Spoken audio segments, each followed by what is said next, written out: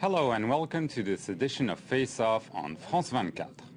The jungle is no more. The jungle is a nickname given to an area around Calais, a French city off the English Channel coast, where undocumented immigrants from across the globe had been gathering in the hope of reaching the United Kingdom and seek refugee status there. Yesterday, French police arrested nearly 300 of those immigrants during a raid conducted in front of TV camera crews. The operation was heralded by the government as a way to fight smugglers who take advantage of desperate immigrants. The leader of the Socialist Party, Martine Aubry, lashed out this morning, calling it a shameful media coup that will not solve anything. So is the government really trying to solve the problem or merely playing politics? Joining me to discuss this today is Patrick Delouvin, who is with Amnesty International France. Also here today on the set is Michel Feher, who is the head of the association This France. So Patrick, maybe for our viewers, I'd like you to explain the situation in the Calais area, which has been there for many years. Yes, you're right, many years. So migrants are fleeing many countries all over the world. Countries like Afghanistan, Iraq, Somalia, Eritrea. Countries where there are a lot of human rights violations. Usually these people stay around near their country of origin, and some of them try to come to Europe because they understand the situation is safer in Europe. So they try desperately to come to Europe. But some aspects of this situation, Europe is building more and more, and they try to have kinds of walls around to protect Europe against migrants and refugees. This is the first point. So smugglers are here to help these people to go in Europe. Second problem, Europe is building with laws, European laws. And there is a law which says that somebody arriving from abroad to ask for political asylum cannot choose the country where he would like to ask political asylum. Even if he has family, people from his community, he will be prevented to go to UK, to France, or to where he would like to go. Second point. And third point, inside Europe, there is a specific border with UK, with United Kingdom. This is the only place in Europe where there are still controls, police controls.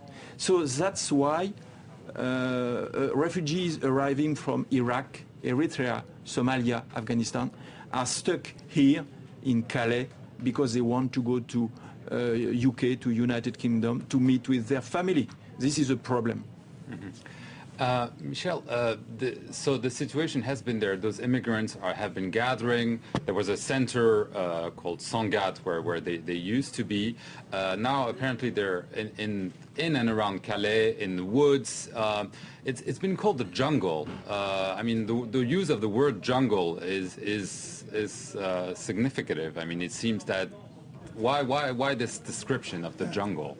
Apparently, jungle comes from jingal in Pashtun, which doesn't mean exactly jungle, but more means like steppes. So the question of jungle is a peripheral issue here. I think what these jungles are is that these people try to gather in places where they can be together, in places where they can be accessed by the NGOs that are trying to help them.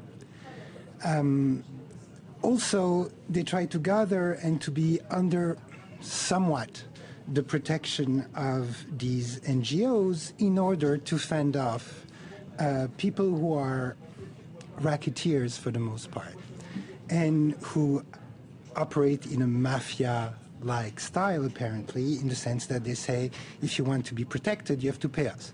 Protected against whom? Well, against us if you don't pay us. So that seems to be a problematic situation. According to the government, that's why the government intervenes, but in fact the government does exactly the opposite, because it's precisely thanks to these jungles, even though they're shanty towns for the most part and certainly not very amenable and comfortable places to live in, but as they said in their on their banners when the police ransacked the place yesterday, they said the jungle is our house. right? If you kick us out of here, where shall we go? And that is indeed a huge problem, because this is the only place where they have protections against the racketeers. So what the government does is that it dismantles their encampments. They send them off where, who knows, I mean, in the same region, but without the protection, the small protection that the jungle grants them. And so indeed, it's the government that puts them in the hands of the racketeers that supposedly the government fights. Okay. Right. It seems that, I mean, there have been warnings that this operation was about to happen, and there have been reports that actually some of the immigrants fled because they knew the police would be coming. So, indeed, it raises the question is, why is the government kind of like saying, oh, we're coming, we're coming? Is it kind of inciting people to kind of vanish and scatter around the area? Or, I mean, why would the government be so public about its intentions?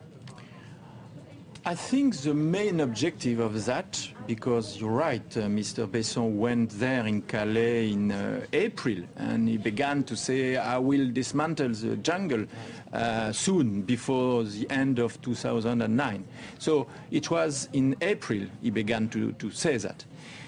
I think the main objective was to send a message. He told that, the minister told that. It was a message to Afghanistan, to Kabul, don't come anymore to France, don't come anymore to Calais, because we will not accept you. So the first objective was this one. The second objective, yes, you're right, was there were 800 or 900 migrants, asylum seekers in the jungle in April or July. It was difficult to organize such an operation with 800 people, so it was easier to announce that before, in order to push some of these people to vanish, to go to Netherlands, to Belgium, or to other parts of France, to come to Paris, anyway, to go to other kinds of woods, forests in precarious situation. So it was easier for them to organize the operation yesterday with only 300 people. Michel, let me ask you about Britain's role or responsibility.